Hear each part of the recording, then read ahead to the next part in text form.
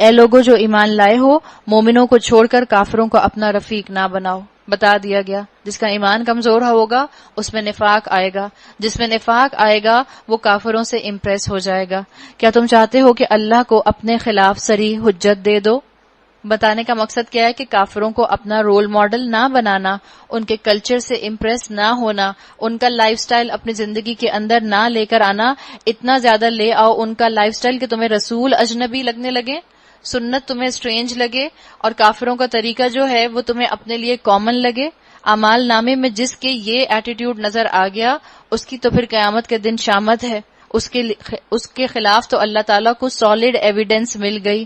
تو ہمیں یہ اس بات کا خیال رکھنا ہے، ہم نے اس بات کو یاد رکھنا ہے کہ میں نے اور آپ نے کلمہ پڑھا ہے اور اس کے تقاضے پورے کرنے ہیں.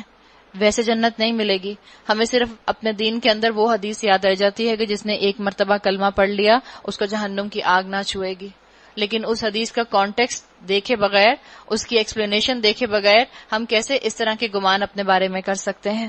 جس نے کلمہ پڑھا اور اس کے تقاضے پورے کیے. کلمہ ایک عہد ہے، آپ کا اور اللہ کے درمیان میں امانت ہے. اگر میں نے امانت میں خیانت کر دی تو پھر کیسے مجھے انعام ملے گا؟ تو یہ بتا دیا گیا کہ جو کلمے کے تقاضے پورے کرے گا، اپنے عہد کو پورا کرے گا، اس کے لیے پھر جہنم کی آگ حرام ہو جائے گی.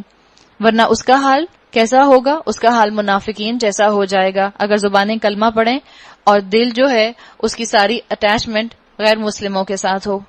یقین جانو ان المنافقین فی الدرک الاسفل من النار، منافق جہنم کے سب سے نچلے طبقے میں ہوں گے. منافق کون ہوتا ہے؟ کلمہ گو مسلمان. منافق کلمہ گو مسلمان ہوتا ہے، اور اللہ نے کہا کہ وہ جہنم کے سب سے نچلے طبقے میں ہوں گے اور تم کسی کو ان کا مددگار نہ پاؤ گے. آگے اللہ نے کیا کہا؟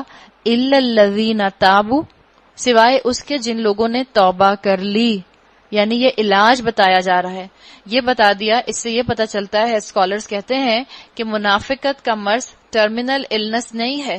ایسا نہیں ہے کہ اس کے بعد انسان کو اپنے آپ سے امید نہ رہے، بلکہ اللہ تعالیٰ نے امید دلا دی اگلی ہی آیت میں کہ اگر تمہیں اپنے اندر نفاق کا مرض نظر آ رہا ہے تو یہ دیکھ لو کہ تمہارے پاس ابھی بھی علاج موجود ہے اپنا. تم اپنی نیسیسری سرجری کر سکتے ہو، اور وہ کیا ہے؟ الا الذین تابوا، اور وہ لوگ جو تائب ہو جائیں، اپنے طرز عمل کی اصلاح کر لیں، اللہ کا دامن تھام لیں، واعتصموا باللہ، اللہ سے چمٹ جائیں اور اپنے دین کو اللہ کے لیے خالص کر لیں. ایسے لوگ مومنوں کے ساتھ ہیں اور اللہ مومنوں کو ضرور اجر عظیم عطا کرے گا. اللہ تعالیٰ نے واضح کر کے بتا دیا کہ اللہ تو پھر ان کے درجات ایسے بلند کرے گا، کیونکہ کلمہ گو مسلمان تھے، اللہ ان کو مومنوں کی صف میں کھڑا کر دے گا، اس لیے کہ انہوں نے مومنوں والا کام کیا، توبہ کی، اپنی اصلاح کی، اپنی غلطی پر ریگریٹ ہوا، اپنی اصلاح کر کے انہوں نے اپنے عمل کو درست کیا اور اپنے گناہوں سے اپنی نیکیوں کی طرف آ گئے، تو اللہ بھی ان کو انعام دے گا اور اللہ ان کو مومنوں کی صف میں کھڑا کر دے گا. پھر آگے اللہ تعالیٰ نے کہا ما یفعل اللہ بعذابکم ان شکرتم وآمنتم. آخر اللہ کو کیا پڑی ہے کہ تمہیں خواہ مخواہ سزا دے؟ مثال کے طور پہ ایک اسکالر نے اتنی اچھی بات لکھی ہوئی تھی، انہوں نے کہا کہ جب آپ یہ منافق کی آیت پڑھتے ہیں کہ منافق جہنم کے سب سے نچلے درجے میں ہوگا، اور آپ جب منافقت کے بارے میں دیکھتے ہیں کہ منافقت کی نشانیاں کیا کیا ہوتی ہیں کہ انسان زبان سے تو کلمہ پڑھے اور عمل میں اس کے شریعت نظر نہ آئے تو وہ منافق ہے. تو ہر انسان کو اپنے بارے میں شک ہونے لگ جاتا ہے کہ کہیں میں منافق تو نہیں ہو گیا، اور پھر انسان کو شیطان جو ہے وہ آہستہ آہستہ نا امیدی کی طرف ڈریگ کرتا ہے.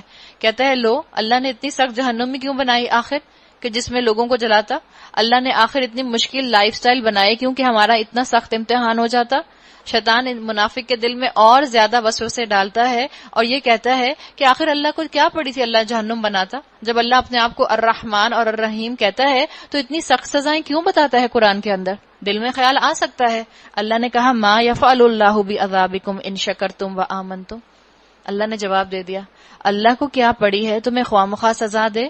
اگر تم شکر گزار بندے بنے رہو تو کیا کرنا ہے؟ جب مشکل آئے شکر گزاری. یہ شکر گزاری، اور آپ کو پہلے بھی بتایا تھا کہ شکر گزاری کے کئی درجے آتے ہیں. سب سے آخری درجہ شکر گزاری کا یہ ہے کہ انسان اس حالت میں شکر کرے جب اس سے کوئی چیز لے لی جائے. حسن بصری کے لیے آتا ہے کہ ایک مرتبہ ان کی بیٹی کو چوٹ لگ گئی. امیجن کریں حسن بصری کی بیٹی ہیں، اور کوئی بہت بڑی بیٹی نہیں تھی کہ 24-25 سال کی بیٹی ہوں، چھوٹی عمر کی بچی کے لیے آتا ہے کہ ان کی بیٹی کو چوٹ لگی اور جب والد پریشان ہو کر ان کے پاس گئے اور پوچھا کہ بیٹی تمہیں چوٹ لگی تو دیکھا اس کے ہاتھ سے خون بہ رہا ہے. تو والد پریشان ہوئے. والد نے کہا کہ یہ چوٹ کیسے لگی؟ تو بیٹی کی زبان سے سب سے پہلے نکلا الحمدللہ میری جان تو بچ گئی.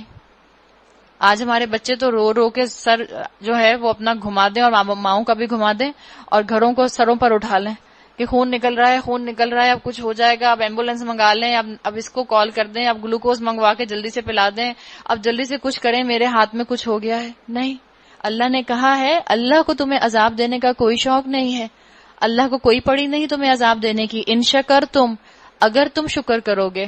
جو شکر کرتا ہے اسی کو مشکل میں صبر کرنا آتا ہے. جو شکر کر سکتا ہے وہی اپنے تقوی کو صحیح طرح سے استعمال کر سکتا ہے.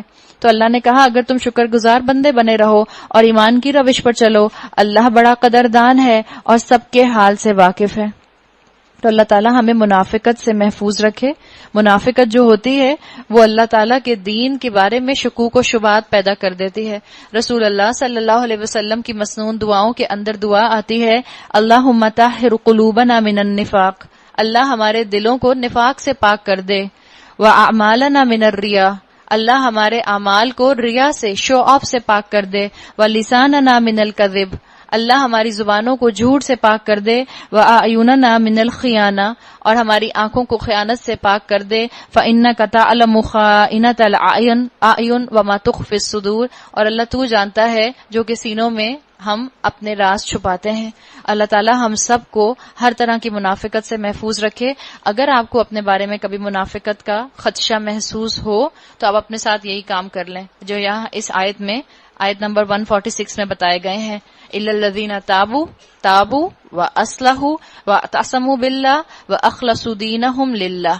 اللہ تعالیٰ انشاءاللہ اس کے بعد آپ کے اندر سے منافقت کے مرض کو ختم کر دیں گے.